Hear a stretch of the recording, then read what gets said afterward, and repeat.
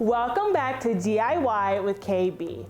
My name is Kiva and I teach people how to achieve the luxe look for less. In today's video, we're talking about 5 home decor and furniture items that date you. Are you stuck in a past? Did you fall for the old-fashioned trends? Is your house still looking like you're living in the 90s? We're gonna figure it out in today's video, and I'm gonna give you some tips on how to upcycle those things and keep them current without breaking the bank.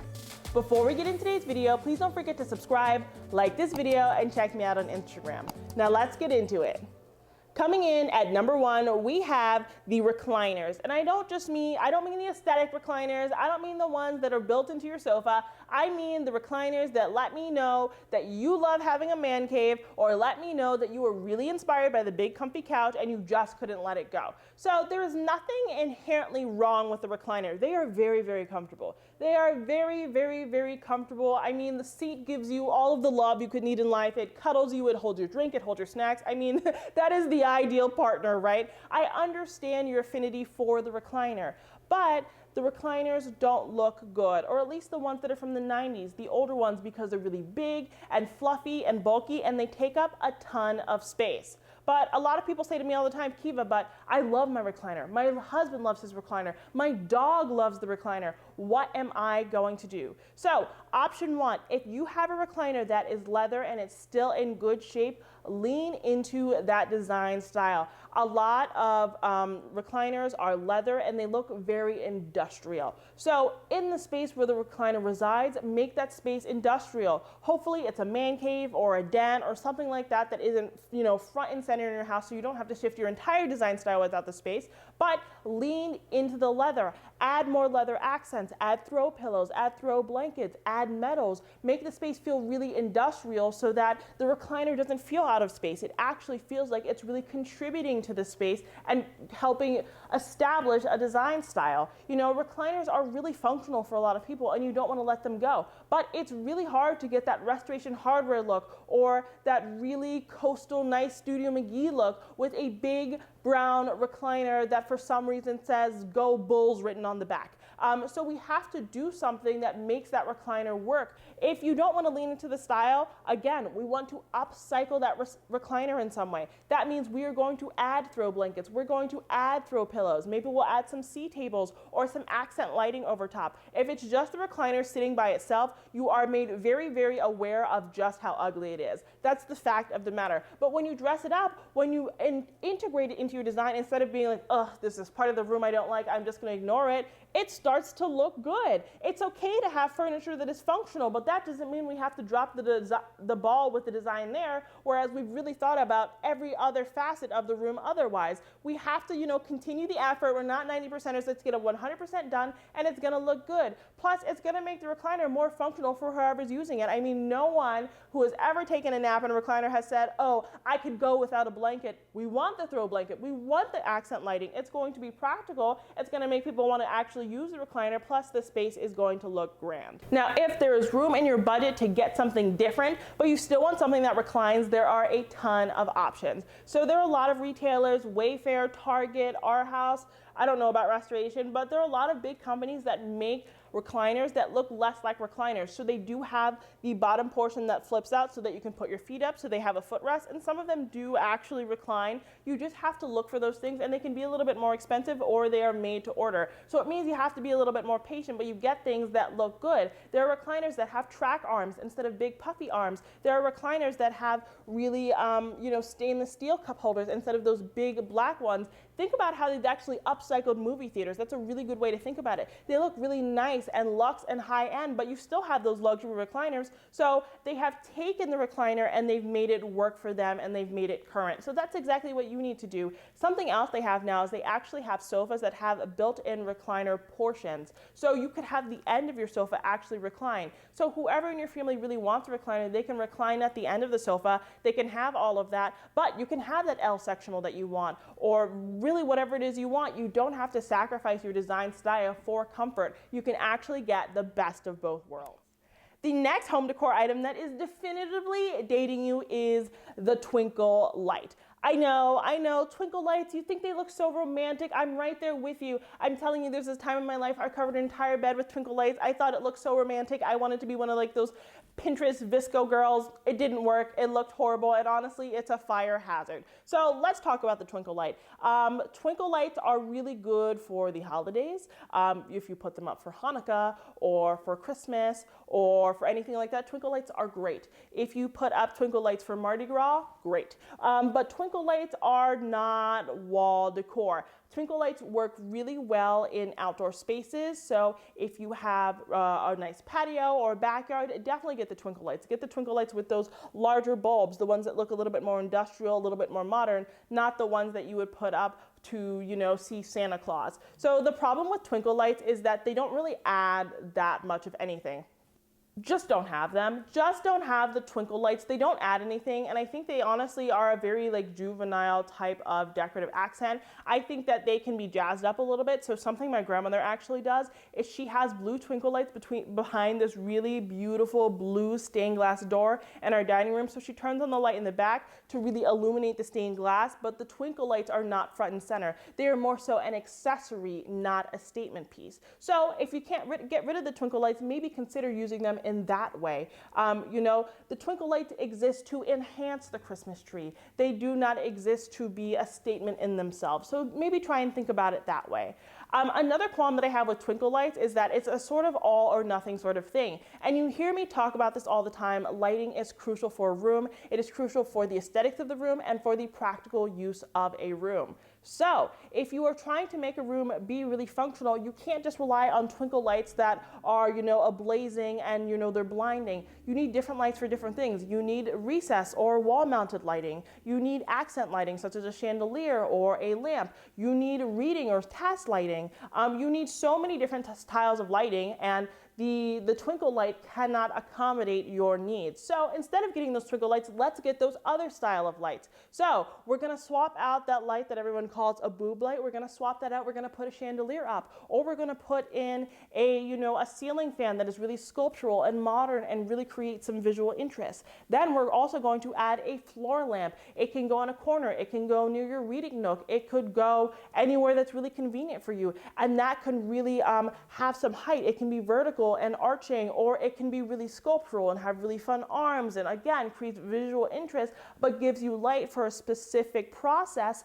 That's something else you can do. You can also opt for sconces. If you really like the idea that the twinkle lights are suspended in air, you can do the same thing with a sconce. You can mount them on your wall, and so then you could have light that doesn't take up floor space, but it looks really sophisticated. And I don't think the twinkle light always looks sophisticated, because there is rarely a twinkle light without an extension cord on the floor or hanging off the wall. And if one light goes out, it's over for you, right? All of those hours you spent making the space look beautiful, it just doesn't look that way anymore, because one light is out, two lights out, it becomes a whole thing. So let's just skip it. So I know that twinkly lights were really in when I was in high school, when I was in middle school, all those years ago. It wasn't that long ago, but it feels long ago to me.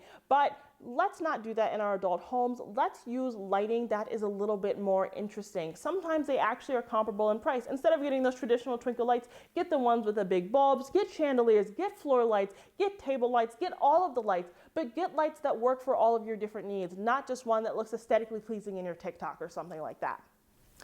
The next home decor item that is definitely dating you is the shag carpet. So shag carpets were so in. They were so in. I remember begging my grandma to cover my hardwood floor with this hideous shag carpet. She let me do it. I mean, thank you, Grandma. I appreciate the creative liberty, but I was wrong for that.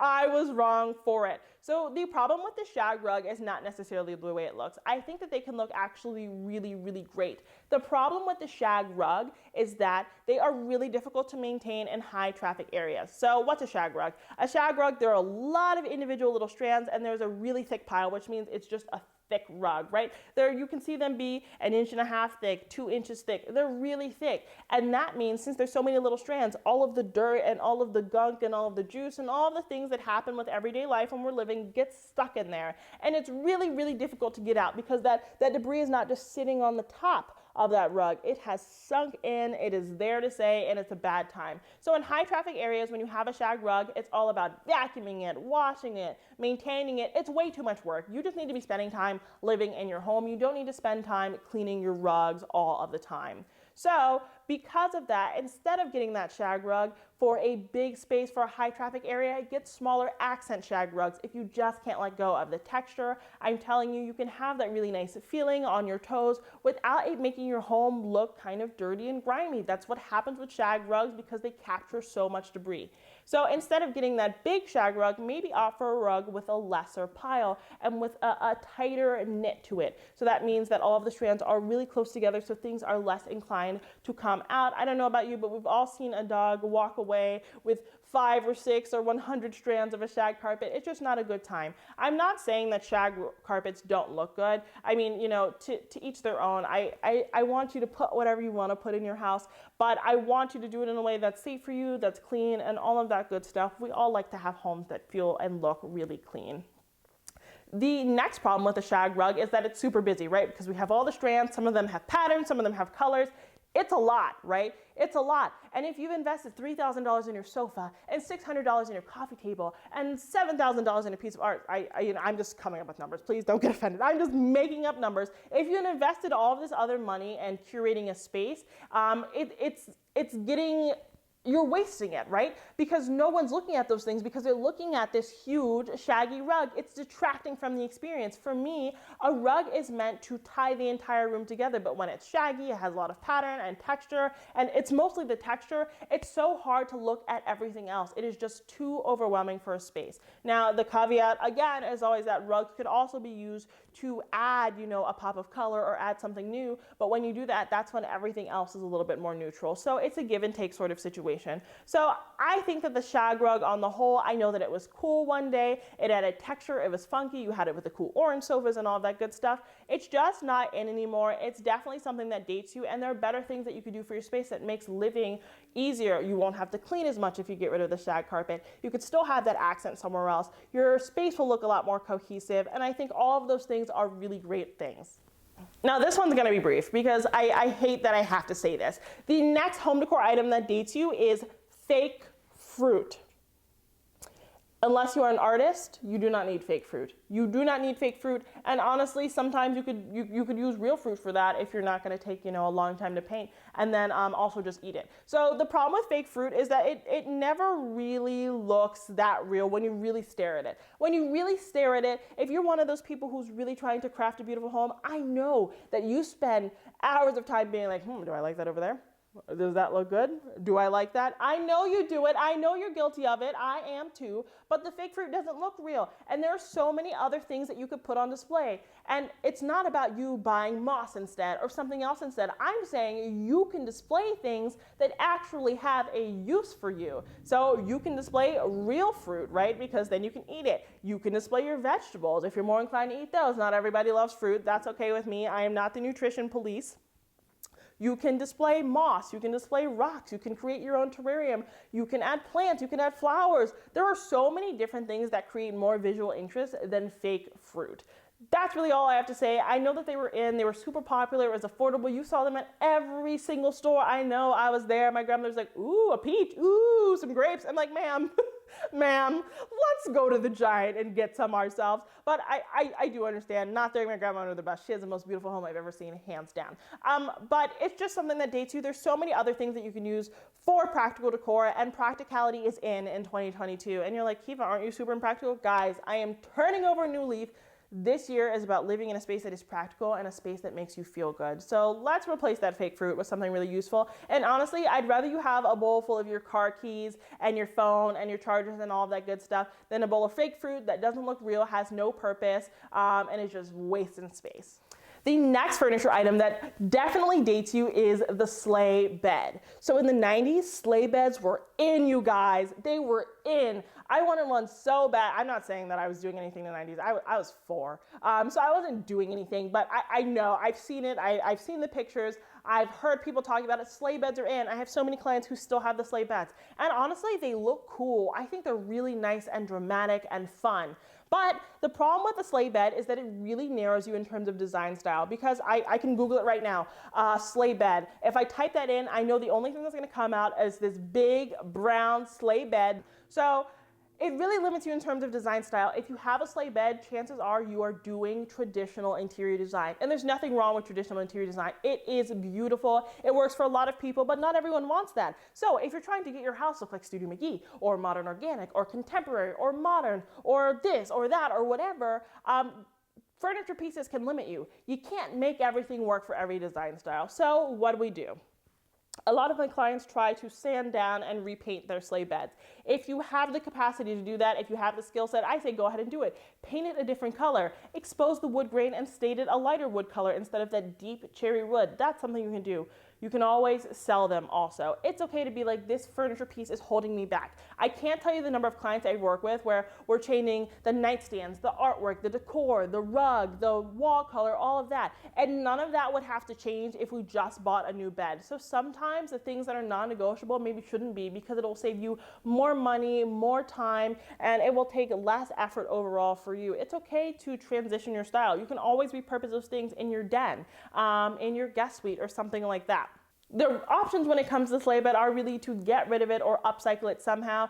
Another way that I really like to upcycle the sleigh bed is to add a ton of pillows to the bed. So if you're covering that sleigh a little bit more, so like the headboard, it is less apparent that that's the style of the bed. So we're adding king loungers, we're adding king pillows, we're adding 26 by 26 Euro pillows, we're adding tons of pillows, and we're adding really overwhelming draping bedding so that you don't see as much of the bed. The bed frame is less important, because if there's just some distraction from the bed, just like we did a distraction from the recliner, it's okay, you can make it work somehow. But when all that brown is in your face, when all those shapes are in your face, it's really, really hard to work around. If you have a sleigh bed, some of them have footboards, some of them don't. If it doesn't have a footboard, add an ottoman to the end of the bed. That is modern. Add throws, add a tray. Use the other parts of your room to modernize that bed. But if you're willing to get rid of it, it is dating you, it is holding you back, maybe we can let it go and purchase something new. You deserve it.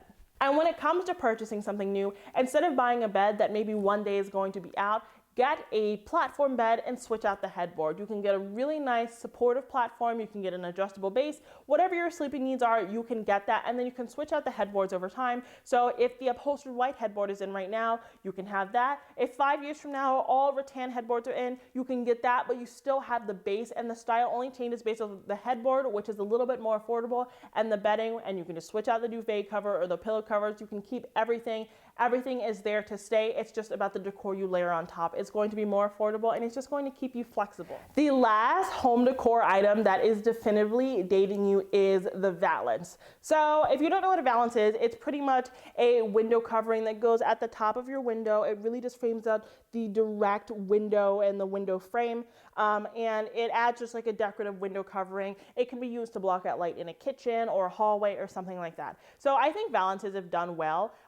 They're really successful, and the caveat to this is that in a kitchen, in a sunroom, places like that, they do have a practical purpose, and I'm right there with you, but they can look really dated based off of the style of valance you get. So they have modern ones, they have ones that are really muted in terms of color, and they're really sleek in design. The ones that I'm talking about are the ones that are covered in peaches, or they're for some reason rainbow, or it looks like the secret garden just grew on there and then you put it on the wall. It's not so much the valance itself that dates you, it's about the pattern that you choose for the valance. So a lot of people choose the same thing. They have the, patterns that look like, an ugly Christmas sweater. They look like, the garden from the secret garden. They're just like really robust, and they're super in your face. The point of the valance, again, it is for the most part very purely decorative. So it is supposed to enhance a space, and that's why it's really good in a kitchen, because in a kitchen a lot of times we just have the white shaker cabinets, it's pretty boring, and the valance kind of adds a pop of color, a little bit of design. But if you choose something that is a hideous color, you've kind of gone in the opposite direction. Your bland kitchen probably would have been better than putting this ugly thing in there. So you can opt for valances and like the coverings that make more sense for your design style. Lean into it. If you want your space to look coastal, maybe you'll do something that has like a blue-green like striped design or something like that, something with a little bit of texture. If you're super modern, you could get a modern valance, one that is just like a light gray or something like that. And the problem with the valance a lot of times too is that they don't always have a practical purpose. So if you're in a space and you're like, I have this valance up, it's ugly, plus there's sun blinding me, get some roller shades. So in a kitchen, that's what you can do instead of having like that thin, valance that you can still have that light looking on you if you're doing the dishes, add a roller shade. You can have it up, or a roller blind. You can have it up when, the sun isn't blinding, but you can also put it down and it's going to give you that adequate privacy, because sometimes you also want that privacy when you're standing in your kitchen at nighttime or daytime. You just want, to not be seen by other people, and that's an okay thing to do. I think if there is a valance that speaks to you, if there's a valance that works with your design style, definitely put it up. They will forever be put in luxury homes. They should forever be put in your homes, but choose a pattern that makes sense. If it looks like it belongs in a nursing home, maybe just don't put it up. I think it's really that simple. And we don't always choose the right pattern the first time. Go to the fabric store, get a ton of different fabrics, see what works for you in your space. Remember, it is always okay to like a pattern, to like a texture, to like something, but not want it in your own home. Okay guys, that's it for today's video. Those were 5 home decor and furniture items that date you. It's okay to have been stuck in the past. It's okay to have fallen for those trends. But today I gave you a few ideas on how you can upcycle them without breaking the bank. No matter what, your home is beautiful and it should reflect you. If you liked today's video, please don't forget to subscribe, like this video, and check me out on Instagram. Have you bought any of these things and how did you upcycle them? Let me know down in the comments, and until next time, have a beautiful day.